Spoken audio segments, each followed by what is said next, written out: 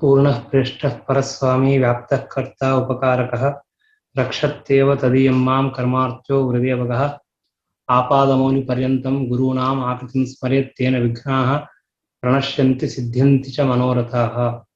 ಶ್ರೀಮದಾಚಾರ್ಯರು ಪರಮಾತ್ಮನ ಅಪಾರವಾದ ಮಹಿಮೆಯನ್ನ ಅತ್ಯಂತ ಶ್ರದ್ಧೆಯಿಂದ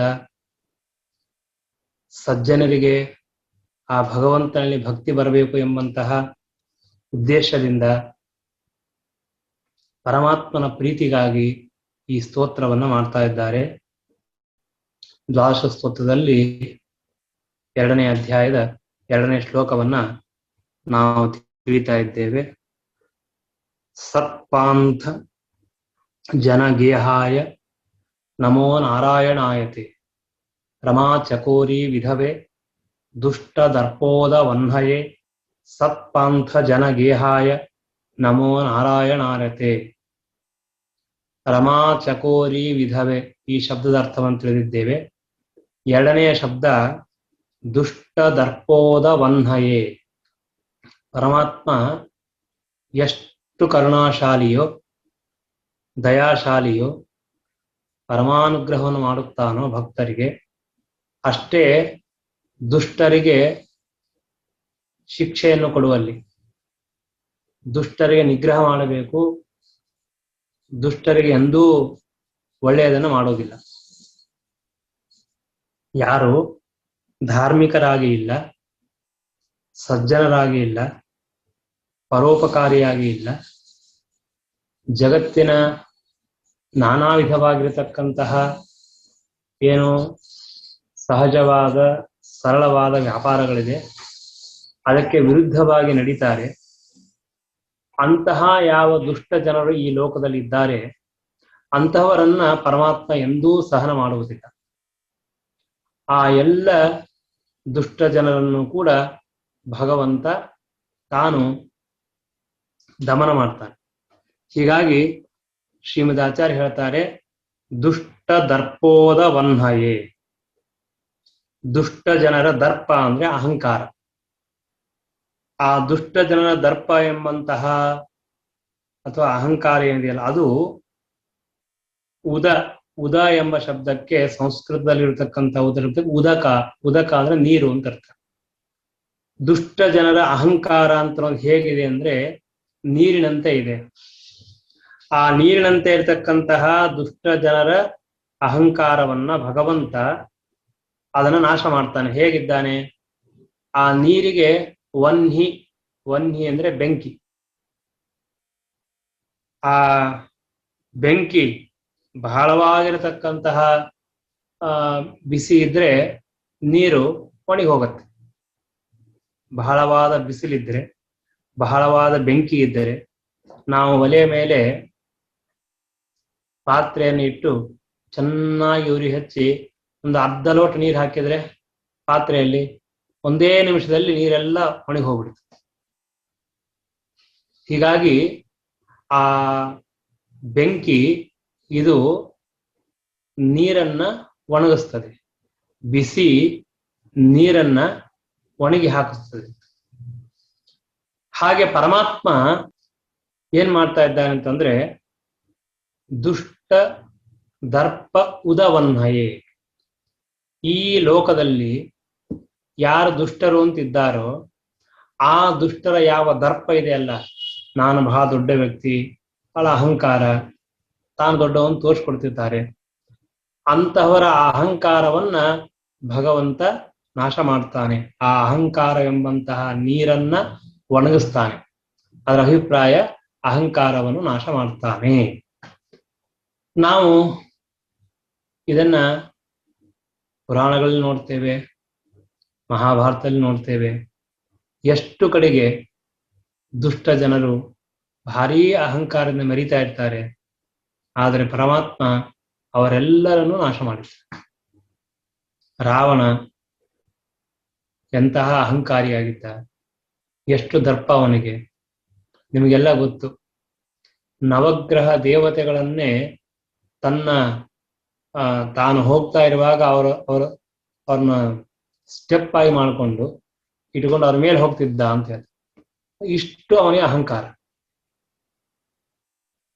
ದುಷ್ಟ ಜನರಿಗೆ ಯಾವ ಯಾವ ತರಹದ ಬುದ್ಧಿಯಲ್ಲಿ ಏನು ವಿಚಿತ್ರವಾಗಿರ್ತಕ್ಕಂತಹ ಅಹಂಕಾರ ಬರ್ತದೆ, ಏನೇನೋ ಮಾಡ್ತಾರೆ.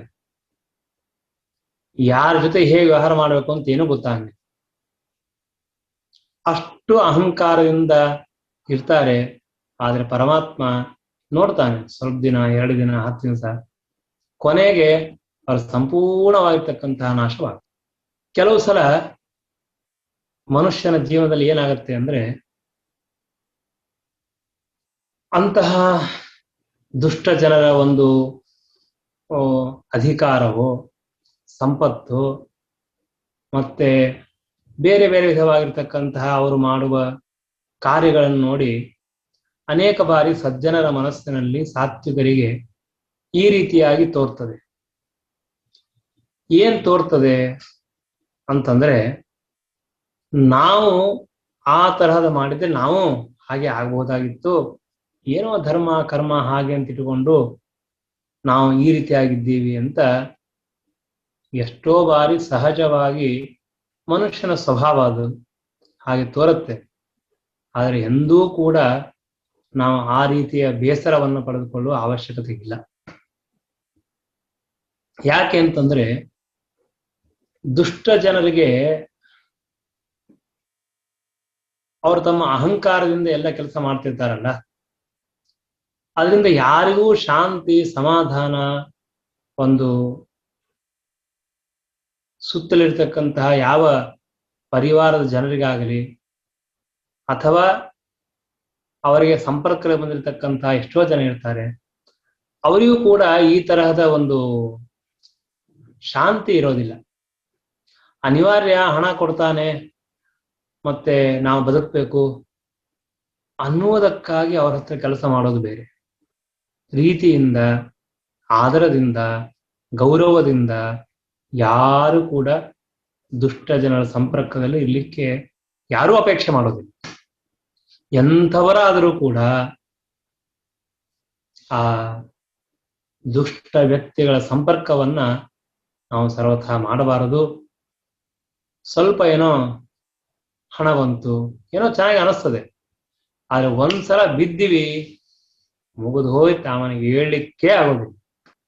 ಯಾವತ್ತೂ ತಿಳಿದುಕೊಳ್ರಿ, ನಮಗೆ ದುಷ್ಟರು ಯಾರು ಅಂತ ಗೊತ್ತೂ ಆಗೋದಿಲ್ಲ ಮೊದಲನೇದ್ದು.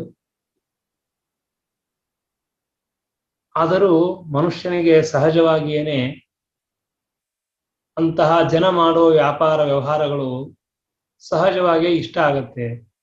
ಅವ್ರು ಹೇಳ್ತಾರೆ, ನಿಮ್ ತಂದೆ ತಾಯಿ ಮಾತು ಯಾಕೆ ಕೇಳ್ಬೇಕು, ನೀನು ನಿಮ್ ಹೆಂಡತಿ ಮಾತು ಯಾಕೆ ಕೇಳ್ಬೇಕು, ಇನ್ಯಾರೋ ಒಬ್ರು ಒಳ್ಳೆ ಅವ್ರ ಮಾತು ಯಾಕೆ ಕೇಳ್ಬೇಕು, ನಾವೇನ್ ಮಾಡ್ತೀವಿ ಮಾಡೋಣ. ಈ ತರಹದ ಮಾತುಗಳು ಹೇಳೋರು ದುಷ್ಟರೇ. ದುಷ್ಟರು ಅಂದ್ರೆ ಇದೆಲ್ಲಾನು ಅದರೊಳಗೆ ಬರ್ತಾರೆ. ಕೊಲೆ ಮಾಡುವವನು ಅಥವಾ ಕುಡಿಯುವವನು ಅಥವಾ ಇನ್ನೇನೋ ಅಪರಾಧಗಳನ್ನು ಮಾಡುವರು, ಅವರು ಮಹಾದುಷ್ಟರಲ್ಲ, ತಾರತಮ್ಯ ಅಷ್ಟೇ. ನಮಗೆ ನಾವೆಲ್ಲಿ ಅವ್ರ ಹತ್ರ ಹೋಗೋದೇ ಇಲ್ಲ, ನಾವೆಲ್ಲಿ ದುಷ್ಟ ಸಂಪರ್ಕ ಮಾಡ್ತೀವಿ ಅಂತ. ಹಾಗಿಲ್ಲ ನೋಡ್ರಿ, ಹಣ ಗಳಿಸ್ಬೇಕು ಅಂತ ಮನುಷ್ಯ ಏನೇನೋ ಮಾರ್ಗಗಳನ್ನು ಉಪಾಯ ಮಾಡ್ತಾರೆ. ಅದರಲ್ಲಿ ಒಬ್ಬ ಸಮೀಪದ ವ್ಯಕ್ತಿ ಎಲ್ಲೋ ಹಣ ಹಾಕ್ತಾನೆ, ಹಣ ಬಂತು, ಭಾರಿ ಚಲೋ ಆಯ್ತು, ನಾನು ಮಾಡ್ಬೇಕು ಅಂತ ಹೋಗ್ತೇನೆ, ಕೈ ಸುಟ್ಕೊಂಡ್ಬಿಡ್ತೀನಿ. ಸರ್ವಥಾ ಹಾಗೆ ಮಾಡ್ಲಿಕ್ಕೆ ಹೋಗ್ಬಾರ್ದು. ದೇವರು ಸನ್ಮಾರ್ಗದಿಂದ ನಮಗೆಷ್ಟು ಕೊಟ್ಟಿದ್ದಾನೆ, ಅದರಲ್ಲಿ ನಾವು ತೃಪ್ತರಾಗಿದ್ದರೆ ನಮಗೇನೂ ತೊಂದರೆ ಇಲ್ಲ. ಹಾಗಿಲ್ಲದೇ ಇದ್ದರೆ ನಿಶ್ಚಿತವಾಗಿಯೂ ನಮಗೆ ಕಷ್ಟ ಬಂದೇ ಬರ್ತದೆ. ಇವತ್ತಿನ ಕಾಲಕ್ಕೆ ಸಜ್ಜನರ ಹುಡುಕೋ ತುಂಬಾ ಕಷ್ಟ. ದುಷ್ಟ ಜನರ ಸಂಪರ್ಕ, ವಾತಾವರಣ, ಎಲ್ಲಿ ನೋಡಿದಲ್ಲಿ ಹಣ ಹಣ ಹಣ. ಅದಕ್ಕಾಗಿ ಎಷ್ಟು ತರಹದ ಮೋಸ ನಡೀತದೆ ಅಂತ ನಮಗೆ ಇಮ್ಯಾಜಿನೇಷನ್ ಕೂಡ ಮಾಡಲಿಕ್ಕೆ ಸಾಧ್ಯ ಇಲ್ಲ. ಇವತ್ತಿನ ನ್ಯೂಸ್ ಪತ್ರಗಳನ್ನ ನಾವು ನೋಡ್ಲೇಬಾರದು ಅಂತ ಅನ್ನಿಸ್ತು. ಅಷ್ಟು ತರಹದ ವಿಚಿತ್ರವಾಗಿರ್ತಕ್ಕಂತಹ ವ್ಯಾಪಾರಗಳನ್ನು ಮಾಡ್ತಾರೆ. ತುಂಬಾ ಆಶ್ಚರ್ಯವಾಗ್ತದೆ. ನಾನು ನಿಜವಾಗಿ ನಡೆದ ಒಂದು ಘಟನೆಯನ್ನು ಹೇಳ್ತೀನಿ.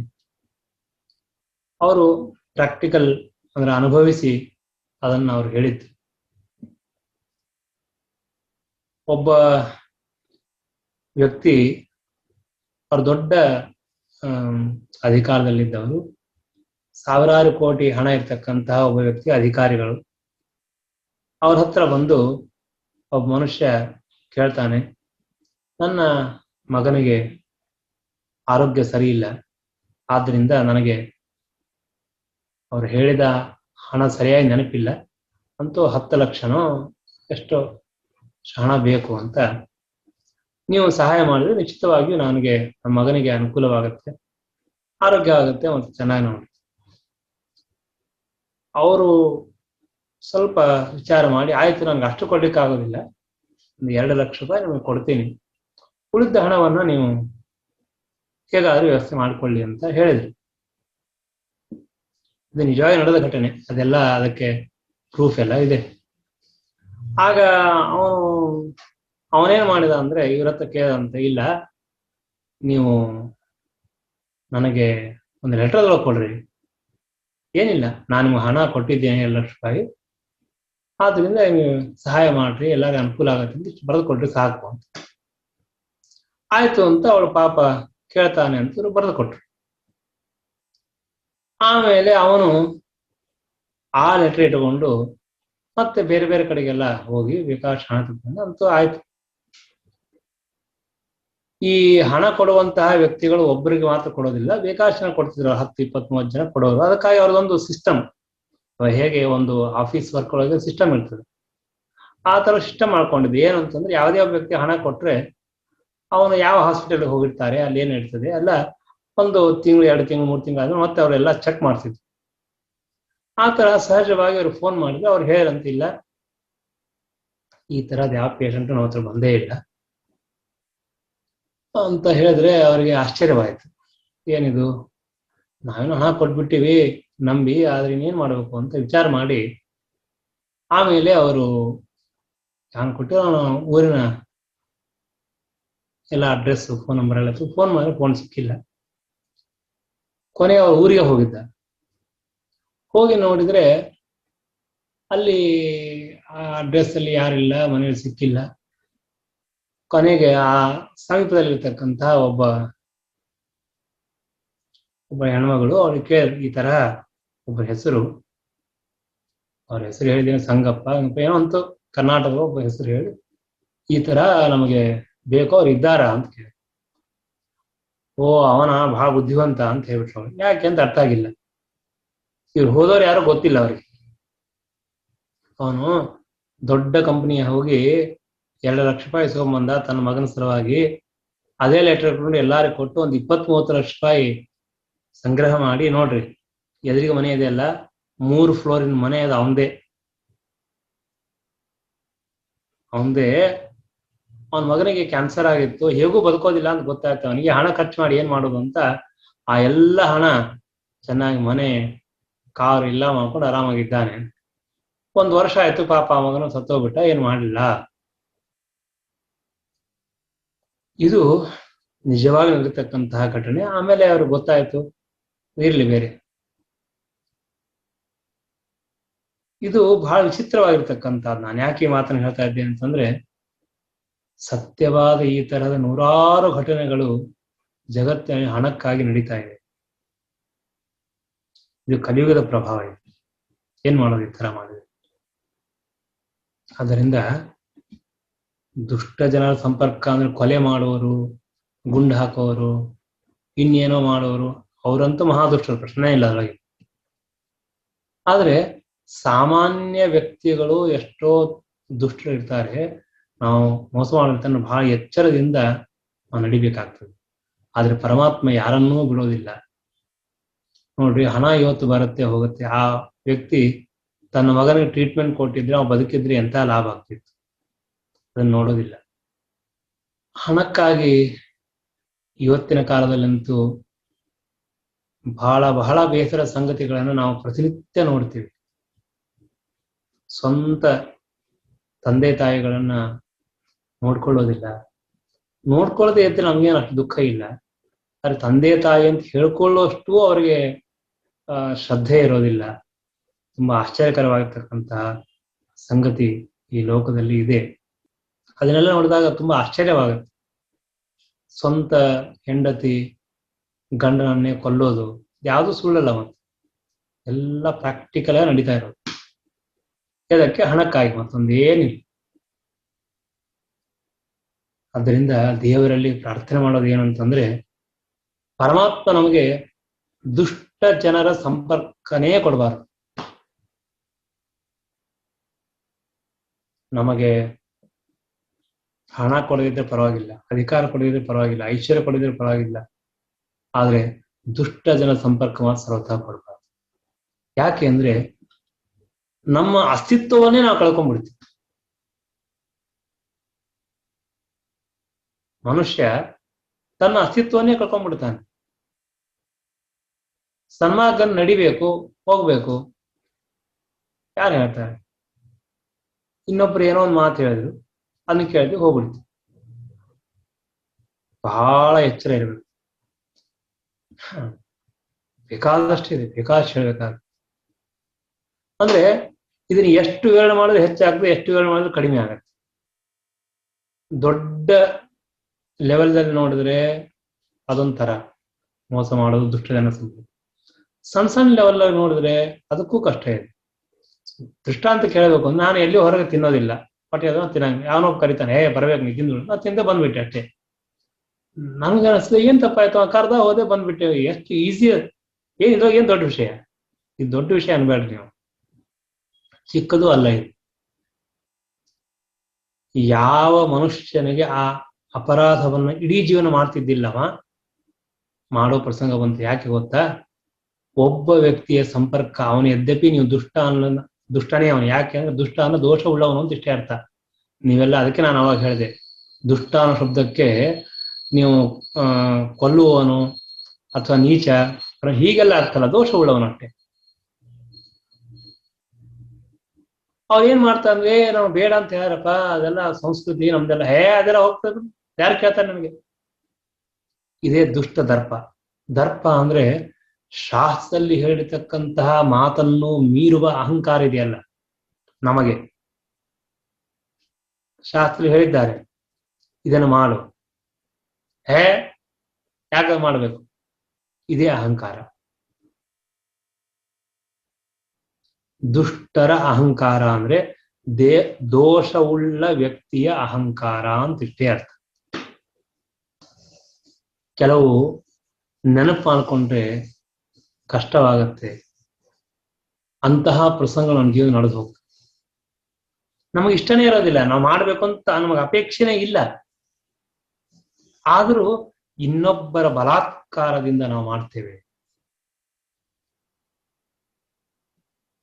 ಅಂತಹ ದುಷ್ಟರ ದರ್ಪವನ್ನು ನಾಶ ಮಾಡುವನು ಭಗವಂತ. ನನಗೆ ಯಾರು ಅಂತ ಕೇಳಬೇಡ್ರಿ, ಒಬ್ಬ ವ್ಯಕ್ತಿ ನನ್ನ ಹತ್ರ ಹೇಳ್ತಾ ಇದ್ದ, ಮಾಧ್ವನೇ ಬ್ರಾಹ್ಮಣರೇ, ಇವತ್ತು ಏಕಾಶನ ಇದ್ದಾರೆ, ಹಾಗೇನ್ ಮಾಡೋದು? ಅವರ ತಂದೆ ಬಹಳ ಸಾತ್ವಿಕರು, ತುಂಬಾ ಶ್ರದ್ಧಾವಂತರು, ಹಾಗೂ ಮಡಿ ಮೈಲಿಗೆ ವಿಷ್ಣು ಪಂಚಕ ಉಪವಾಸ, ಏಕಾಶ ಭಯಂಕರ ಮಾಡೋಲ್ಲ ಇತ್ತು. ಅವರ ಮಗ ಒಂದು ಒಳ್ಳೆ ಕಂಪ್ನಿ ಕೆಲಸ ಮಾಡ್ತಾರೆ, ನನಗೂ ಪರಿಚಯ, ಎಲ್ಲರ ಪರಿಚಯ ಇತ್ತು. ಸಹಜವಾಗಿ ಅವನ ಮಿತ್ರನಿಗೆ ನಾನು ಒಂದು ಪ್ರಶ್ನೆ ಮಾಡಿದೆ. ಅವನು ಇನ್ನೂ ಮದುವೆ ಆಗಿದ್ದಿಲ್ಲ, ಒಳ್ಳೆ ಹುಡುಗ, ಮತ್ತೆ ಅವನಿಗೆ ಏನಾದ್ರೂ ಒಂದು ಕನ್ಯಾ ನೋಡಿ ಮದುವೆ ಮಾಡಬೇಕು, ಹೇಗೆ ಅಂತ ನಾನು ಸಹಜ ಕೇಳಿದೆ. ಆಗ ಅವನು ಹೇಳಿದ ಮಾತು ಕೇಳಿ ನಂಗೆ ಶಾಕ್ ಆಗ್ಬಿಡ್ತು. ಅವನೇನ್ ಹೇಳ್ದ ಅಂತಂದ್ರೆ, ಹುಡುಗ ಎಲ್ಲ ಚೆನ್ನಾಗಿದ್ದಾನೆ, ಆದ್ರೆ ನೀವು ತಿಳ್ಕೊಂಡ ಹಾಗೆ ಸ್ವಲ್ಪ ಎಚ್ಚರದಿಂದ ಹೋಗ್ರಿ. ಏನು ಅಂತ ಕೇಳಿದೆ. ಏನೋ ದೊಡ್ಡ ಕಂಪ್ನಿ ಕೆಲಸ ಮಾಡ್ತಾನೆ, ಆ ಕಂಪ್ನಿ ಒಳಗೆ ಆಗಾಗ ಪಾರ್ಟಿ ಮಾಡ್ತಿರ್ತಾರೆ, ಆ ಪಾರ್ಟಿ ಒಳಗೆ ಮತ್ತೆ ಅನಿವಾರ್ಯವಾಗಿ ಕುಡಿಯೋದೆಲ್ಲ ಇರ್ತದೆ, ಹೀಗಾಗಿ ಮದ್ಯಪಾನಾದಿಗಳು ಇವತ್ತು ಸಹಜ, ಮತ್ತೆ ಅವನು ಆಗಾಗ ತಗೋತಿರ್ತಾನೆ, ಮತ್ತೆ ನೀವು ನೋಡ್ಕೊಂಡು ಹೇಳ್ರಿ ಅಂತ. ನನಗೆ ಎಷ್ಟು ಆಶ್ಚರ್ಯವಾಯ್ತು ಅಂತಂದ್ರೆ, ಅದು ನಂಬಬೇಕಾ ಬಿಡ್ಬೇಕಾ ಅಂತ ಆಶ್ಚರ್ಯವಾಯ್ತು. ಇವತ್ತು ಒಬ್ಬ ಮಾಧ್ವ ಬ್ರಾಹ್ಮಣನಾಗಿ, ಅವ್ರ ತಂದೆ ಅಷ್ಟು ಸುಸಂಸ್ಕೃತರಾಗಿ ಏಕಾದಶಿ ಉಪವಾಸ, ವಿಷ್ಣು ಪಂಚಕ ಉಪವಾಸ ಮಾಡ್ತಾರ ಅವ್ರು. ಅಂದ್ರೆ ನಾವು ನಮ್ಮ ತಂದೆಯಿಂದ ಏನು ಕಲೀಲೇ ಇಲ್ಲ. ನಾವು ಕೆಲವು ಸಲ ಹೀಗಾಗತ್ತೆ. ಯಾವುದೇ ಒಬ್ಬ ವ್ಯಕ್ತಿ ಹಿರಿಯರು ಅಂದ್ರೆ ವಯಸ್ಸಾದವರಲ್ಲಿ ಒಳ್ಳೆಯ ಗುಣಗಳು ಇದ್ದೇ ಇರುತ್ತೆ, ಇಲ್ಲ ಅಂತ ತಿಳ್ಕೋಬೇಕು. ವೃದ್ಧರಿಗೆ ಹಿರಿಯರಿಗೆ ಇರುವಂತಹ ಅನುಭವ ಎಷ್ಟೇ ನಾವು ಬುದ್ಧಿವಂತರಾದ್ರೂ ನಮಗೆ ಬರೋದಿಲ್ಲ. ಯಾವತ್ತೂ ನೆನಪಿಟ್ಕೋಬೇಕು. ನೀವು 10 ಡಿಗ್ರಿ ಓದ್ರಿ, 10 ಪಾಸ್ ಮಾಡ್ರಿ, 10 ಇದು ಮಾಡ್ಕೊಳ್ರಿ, ಆದರೆ ವೃದ್ಧರೇ ಹಿರಿಯರೇ ಅವರ ಅನುಭವ ಯಾವ ಕಾಲಕ್ಕೂ ನಾವು ಬರಲಿಕ್ಕೆ ಸಾಧ್ಯ ಇಲ್ಲ. ಹೀಗಾಗಿ ಯಾವತ್ತೂ ನಮ್ಮ ಶಾಸ್ತ್ರದಲ್ಲಿ ಹಿರಿಯರಿಗೆ ಒಂದು ಗೌರವ ಕೊಡಬೇಕು, ಅವ್ರ ಮಾತನ್ನು ಕೇಳಬೇಕು, ಅವರ ಅನುಭವದ ಮಾತನ್ನು ಕೇಳಬೇಕು ಅಂತ ಹೇಳ್ತಾ ಬಂದಿದ್ದಾರೆ. ಹೀಗಾಗಿ ನನಗೆ ನಾ ಯಾಕೆ ಮಾತು ಹೇಳ್ತೇನೆ, ದುಷ್ಟ ದರ್ಪ ದೋಷ ಉಳ್ಳವರು ಅಂತಂದ್ರೆ ನೀವು ಈ ತರಹ ಚಿಂತನೆ ಮಾಡಬೇಡ್ರಿ. ಏನು ಅಂತಂದ್ರೆ ಯಾವ ವ್ಯಕ್ತಿ ಇವತ್ತು ದುಷ್ಟರು ಅಂದ್ರೆ ಅವರು ಬಹಳ ಮೋಸ ಮಾಡ್ತಾ ಅವ್ರು ಮಾತ್ರ ದುಷ್ಟರಲ್ಲ, ದೋಷ ಉಳ್ಳವರು ದುಷ್ಟರಷ್ಟೇ. ಅದನ್ನು ಕೇಳಿದಾಗ ದುಃಖವಾಯಿತು. ನಮಗೆ ಇಷ್ಟೇ ಹೇಳಬೇಕಾದುಂಟು. ಇದ್ಯಾಕೆ ಈ ಮಾತನ್ನ ನಾ ಹೇಳ್ತಾ ಇದ್ದೇನೆ ಅಂತಂದ್ರೆ, ನಮ್ಮ ಜೀವನದಲ್ಲಿ ನಮಗೆ ದುಷ್ಟರ ಸಂಪರ್ಕ ಬರಬಾರದು. ನಮಗೆ ಸಜ್ಜನರ ಸಂಪರ್ಕ ಬರಲೇಬೇಕು. ಸಜ್ಜನ ಸಂಪರ್ಕ ಬರದೇ ಇದ್ರೂ ಪರವಾಗಿಲ್ಲ, ನಾವೇನು ಕೆಟ್ಟಿಲ್ಲ, ನಾವಷ್ಟು ನಾವಿರ್ತೀವಿ. ಆದ್ರೆ ದುಷ್ಟ ಜನರ ಸಂಪರ್ಕ ಆದ್ರೆ ಮಾತ್ರ ನಾವು ಕೆಡೋದು ನಿಶ್ಚಿತ, ನಾವು ಬಿದ್ದು ಹೋದಿವಿ ಅಂತ ಅರ್ಥ. ನನಗೇನು ಗೊತ್ತಿಲ್ಲ, ನಾನೇನು ಮಾಡಿಲ್ಲ, ಪರವಾಗಿಲ್ಲ, ಇದ್ದೀನಿ ಅಷ್ಟೇ. ಸಜ್ಜನ ಸಂಪರ್ಕವಾಗಿ ಸನ್ಮಾರ್ಗ ಸಿಕ್ಕು ಅದ್ರಲ್ಲಿ ನಡೆದ್ರೆ ಮಹಾಲಾಭ ಆಗ್ತಿತ್ತು, ಅದ್ರಾಗೇನು ಸಂದೇಹ ಇಲ್ಲ. ಆದರೆ ದುಷ್ಟ ಜನರ ಸಂಪರ್ಕವಾದರೆ ಮಾತ್ರ ಅದು ಎಂದೆಂದೂ ನಮ್ಮ ಮಹಾ ಅನರ್ಥಕ್ಕೆ ಸಾಧನ, ದೊಡ್ಡ ಅನರ್ಥಕ್ಕೆ ಸಾಧನ. ಹೀಗಾಗಿ ನಾವು ಯಾವಾಗಲೂ ಎಚ್ಚರ ಇರಬೇಕು, ಭಗವಂತನಲ್ಲಿ ಪ್ರಾರ್ಥನೆ ಮಾಡಬೇಕು. ಶಾಸ್ತ್ರಗಳಲ್ಲಿ ಹಾಗೂ ಮಹಾಭಾರತ, ಭಾಗವತ, ಸ್ತೋತ್ರಗಳಲ್ಲಿ ಬರ್ತದೆ, ಬೇಕಾದಷ್ಟು ಬಾರಿ ಬರ್ತದೆ. ಏನ್ ಹೇಳ್ತಾರೆ? ದುಷ್ಟ ಜನ ಸಂಪರ್ಕ ಆಗೋದು ಬೇಡ, ಸಜ್ಜನ ಸಂಪರ್ಕ ನಮ್ಗೆ ಆಗಲಿ ಅಂತ ಎಷ್ಟು ಬಾರಿ ಈ ಪ್ರಾರ್ಥನೆ ಬರ್ತಾ ಇರ್ತದೆ. ನಮಗೆ ಅದರ ಅರ್ಥವೇ ಆಗೋದಿಲ್ಲ. ಯಾವಾಗ ಅರ್ಥವಾಗತ್ತೆ ಅಂತಂದ್ರೆ, ಯಾವತ್ತು ನಮ್ಮ ಜೀವನದಲ್ಲಿ ಒಬ್ಬ ಸಾತ್ವಿಕರ ಸಜ್ಜನರ ಸಮಾಗಮ ಆಯ್ತಲ್ಲ, ಅವತ್ತು ನಮಗೆ ಅದರ ಬೆಲೆ ಗೊತ್ತಾಗತ್ತೆ. ಅವತ್ತೂ ಗೊತ್ತಾಗೋದಿಲ್ಲ. ಅವರವರ ವಯಸ್ಸು ಹಾಗೂ ಅನುಭವ ಹಾಗೂ ಕಷ್ಟಗಳು, ಅದಕ್ಕೆ ಪರಿಹಾರ ಎಷ್ಟೆಷ್ಟು ತಿಳಿತದೋ ಅವತ್ತು ಅಷ್ಟಷ್ಟು ಆ ಸಜ್ಜನರ ಸಮಾಗಮದ ಲಾಭ ನಮಗೆ ಗೊತ್ತಾಗುತ್ತೆ. ಅದಕ್ಕಾಗಿ ನಾವು ಬಹಳ ಎಚ್ಚರ ಇರಬೇಕು. ಶ್ರೀಮದಾಚಾರ್ಯ ಅಂತಾರೆ, ದುಷ್ಟ ದರ್ಪೋದವನ್ಹೇ. ನಮ್ಮ ಪರಮಾತ್ಮ ನಾರಾಯಣ ಇದರ ಬಗ್ಗೆ ಇನ್ನೂ ವಿಸ್ತಾರವಾಗಿ ಹೇಳಬಹುದು, ಹೇಳಲಿಕ್ಕೆ ಸಾಧ್ಯತೆ ಇದೆ. ಆದರೆ ಇವತ್ತು ಸ್ವಲ್ಪ ಹೇಳ್ತೀನಿ, ನಾಳೆ ವಿಚಾರ ಮಾಡೋಣ. ದುಷ್ಟ ಜನರ ಸಂಪರ್ಕ ಸರ್ವತಾ ಆಗಬಾರದು. ಆ ದುಷ್ಟ ಜನರ ಅಹಂಕಾರ ಇದೆಯಲ್ಲ, ಆ ಅಹಂಕಾರ ಇಡೀ ಎಲ್ಲ ಸಮುದಾಯವನ್ನೇ ನಾಶ ಮಾಡಿಬಿಡುತ್ತೆ. ಸಜ್ಜನ ಅಲ್ರಿ, ರಾವಣ, ಕುಂಭಕರ್ಣ, ಹಿರಣ್ಯಕಶಿಪು, ಹಿರಣ್ಯಾಕ್ಷ ಇಂತಹ ದೈತ್ಯರು ಈ ಜಗತ್ತಿನ ಧರ್ಮನೇ ಇರಬಾರದು, ಪೂಜೆನೇ ಮಾಡಬಾರದು, ಶ್ರಾದ್ದನೇ ಮಾಡಬಾರದು. ಅದು ಅವತ್ತಿನ ರಾಕ್ಷಸರು ಹೇಳಿದ್ರೆ ಇವತ್ತಿನ ರಾಕ್ಷಸರು ಬೇಕಾಷ್ಟು ಜನ ಇದ್ದಾರೆ ಈ ರೀತಿಯಾಗಿ. ಬ್ರಾಹ್ಮಣರ ಧರ್ಮವನ್ನೇ ನಾಶ ಮಾಡಬೇಕು, ಬ್ರಾಹ್ಮಣರನ್ನೇ ನಾಶ ಮಾಡಬೇಕು, ಗುಡಿಗಳೇ ಇರಬಾರದು. ಎಷ್ಟು ರೀತಿಯ ಅನ್ಯಾಯವನ್ನು ಮಾಡಲಿಕ್ಕೆ ಸಿದ್ಧರಾಗಿದ್ದಾರೆ. ಹೀಗಾಗಿ ಅಂತಹ ಎಲ್ಲ ದುಷ್ಟ ಜನರ ನಾಶ ಮಾಡಲಿಕ್ಕೆ ಬ್ರಾಹ್ಮಣರಿಗೆ ಅವಶ್ಯ ಸಾಮರ್ಥ್ಯ ಇದೆ. ಭಗವಂತ ಅನುಗ್ರಹದಿಂದ ಅವರೆಲ್ಲ ನಾಶ ಆಗೇ ಆಗತ್ತೆ. ಆದ್ರೆ ನಮಗೆ ಮಾತ್ರ ಆ ಭಕ್ತಿ ಇರಬೇಕು, ಆ ಶ್ರದ್ಧೆ ಇರಬೇಕು. ನಮಗೆ ಶತ್ರುಗಳಿದ್ದಾರೆ, ಯಾಕಿಲ್ಲ? ಅವಶ್ಯವಾಗಿದ್ದೇ ಇರ್ತಾರೆ, ಎಲ್ಲರಿಗೂ ಇದ್ದಾರೆ. ಇವತ್ತಿಲ್ಲ, ಅನಾದಿ ಕಾಲದಿಂದ ಇದ್ದಾರೆ. ಸಜ್ಜನರಿಗೆ ವಿರೋಧಿಗಳು ನಿಶ್ಚಿತ ಇದ್ದೇ ಇರ್ತಾರೆ. ಆದರೆ ಆ ವಿರೋಧಿಗಳನ್ನ, ಆ ದುಷ್ಟರನ್ನ, ಅವರ ಅಹಂಕಾರವನ್ನ, ಅವರ ದುರ್ಮಾರ್ಗವನ್ನ ನಾಶ ಮಾಡಲಿಕ್ಕೆ ನಾವೆಲ್ಲಿ ಹೋಗಬೇಕು? ಗುರುಗಳಿಗೆ ಶರಣಾಗತರಾಗಬೇಕು, ಭಗವಂತನಿಗೆ ಶರಣಾಗತರಾಗಬೇಕು. ಪರಮಾತ್ಮ, ಸ್ವಾಮಿ, ನರಸಿಂಹ, ಈ ಎಲ್ಲ ದುಷ್ಟ ಜನರನ್ನು ನಾಶ ಮಾಡು, ಇವರ ಅಹಂಕಾರವನ್ನು ನಾಶ ಮಾಡು. ಬೇಡ, ಅವರು ಮಹಾ ಅನ್ಯಾಯ ಮಾಡ್ತಾರೆ, ಸತ್ಯ ಹೋಗ್ಲಿ, ಅವರು ಏನ್ ತಪ್ಪಿಲ್ಲ. ನರಸಿಂಹದೇವರ ಅವತಾರ ಮಾಡಿದ್ದೇ ದುಷ್ಟ ಜನರ ಸಂಹಾರಕ್ಕಾಗಿ. ನಮ್ಮ ಧರ್ಮವನ್ನ, ನಮ್ಮ ಭಾರತೀಯ ಸಂಸ್ಕೃತಿಯನ್ನ ಯಾರಾದರೂ ನಾಶ ಮಾಡ್ತಿದ್ದರೆ, ಅದಕ್ಕೆ ವಿರೋಧಿಗಳಾಗಿದ್ದರೆ ಅಂತವರ ದರ್ಪ ನಾಶ ಆಗಬೇಕು, ಅವರೆಲ್ಲ ಹಾಳಾಗಿ ಹೋಗ್ಬೇಕು. ದುಷ್ಟ ಜನರ ನಾಶ ಇದು ಭಗವಂತನಿಂದ ಆಗೋದು. ಭಗವಂತ ಮಾಡೇ ಮಾಡ್ತಾನೆ, ಇದರಲ್ಲಿ ಏನು ಸಂದೇಹ ಇಲ್ಲ. ನಮಗೇನಾದ್ರೂ ಅಂತಹ ಪ್ರಸಂಗ ಬಂದಾಗ ನಾವೇನು ಮಾಡಬೇಕು ಅಂತ ಶ್ರೀಮದ್ ಆಚಾರ್ಯ ಹೇಳ್ತಾರೆ, ನೀವೇನು ಮಾಡಬೇಡಿ, ನಿಮಗೆ ಎಷ್ಟು ಶಕ್ತಿ ಇದೆ ಗೊತ್ತಿಲ್ಲ. ಮನುಷ್ಯನ ಶಕ್ತಿ ಅದಕ್ಕೊಂದು ಲಿಮಿಟೇಷನ್ ಇದೆ. ಆದ್ದರಿಂದ ನಾವೆಲ್ಲರೂ ಭಗವಂತನ ಪ್ರಾರ್ಥನೆ ಮಾಡಿ, ಸ್ವಾಮಿ, ನಮ್ಮ ಜೀವನದಲ್ಲಿ ದುಷ್ಟರ ಸಂಪರ್ಕ ಬೇಡ, ಆ ದುಷ್ಟರಿಂದ ಆಗುವಂತಹ ಆಘಾತಗಳು ಅದು ಕೂಡ ನಮಗೆ ಆಗೋದು ಬೇಡ, ಆ ಎಲ್ಲ ದುಷ್ಟ ಜನರನ್ನು ಸಂಹಾರ ಮಾಡು ಎಂಬುದಾಗಿ ಭಗವಂತನ ಪ್ರಾರ್ಥನೆ ಮಾಡೋಣ. ಹರೇ ನಮಃ. ಶ್ರೀಕೃಷ್ಣಾರ್ಪಣಮಸ್ತು.